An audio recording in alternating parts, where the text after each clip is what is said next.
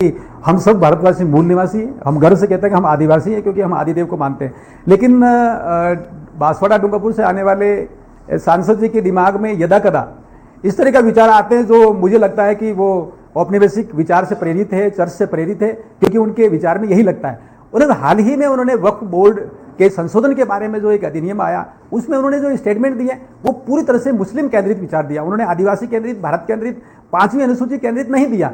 ऐसे बहुत सारे विषय हैं, उनको ये समझना चाहिए। प्रभुलाल जी रावत, धन सिंह जी रावत बांसवाड़ा डूंगरपुर से सांसद रहे, उनको ये समझना चाहिए कि पैसा एक्ट जो संसद में पारित किया 1996 में, वो जनजातियों की परंपरागत व्यवस्था को ताकत देता है। उनको ये समझना चाहिए कि वो जयपाल सिंह मुंडा जिनकी वो बात करते हैं वो धर्मांतरित ईसाई था। उनको समझना चाहिए कि देश में मूल निवासी विचार को लेकर जो आया है वो यूरोपियन विचार है, वो इस बात को लेकर है कि मूल निवासी को ताकत मिलनी चाहिए। लेकिन उनको यह भी समझना चाहिए कि बाबा साहब अम्बेडकर का संविधान ये कहता है कि देश का सभी नागरिक यहाँ के हैं, वो सभी मूल निवासी हैं। ये सारे विवाद हैं, मुझे लगता है उनको थोड़ा सकारात्मक पढ़ना चाहिए और सबका साथ, सबका विकास, सबका विश्वास और सबका प्रयास, जैसा कि यशस्वी प्रधानमंत्री नरेंद्र मोदी जी कहा करते हैं, उसी राह पर रहना चाहिए। तो मुझे लगेगा सब कुछ सकारात्मक होगा और विकसित भारत 2047 की तरफ जिस तरीके से तेजी से हम बढ़ रहे हैं, ऐसा मेवाड़ वागड़ का विकास होगा, ऐसा मुझे लगता है। कि वो कुछ भी कह सकते हैं, उनको भ्रम फैलाना है।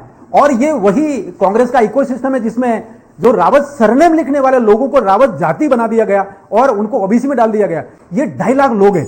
जिस दिन राजकुमार रोत को ये पता लगेगा कि 2.5 लाख लोग जो हैं वो लठ लेकर उनकी तरफ आ रहे हैं तो उनका कितना बुरे हाल होंगे। ऐसा मत करिए, उनका संवैधानिक हक है, उनका स्टेटस है कि वो एसटी हैं तो एसटी ही रहेंगे। लेकिन राष्ट्रीय अनुसूचित जनजाति आयोग जिस प्रकार से कार्रवाई कर रहा है, तो मुझे लगता है कि अगर ये सांसद जी ऐसा बोलेंगे तो उनके खिलाफ भी संज्ञान लिया जाएगा, बहुत बुरा होगा। आप समझिए, जो आदिदेव को मानने वाले आदिवासी हैं, जो आदिशक्ति को मानने वाले आदिवासी हैं, मानगढ़ को अपना पावन सनातनी स्थान मानते हैं और इसी स्थल को वो आगे बढ़ाना चाहते हैं, उस पर विकास करना चाहते हैं, राष्ट्रीय स्मारक बनाने की तरफ आगे बढ़ रहे हैं। माननीय प्रधानमंत्री जी इसमें आगे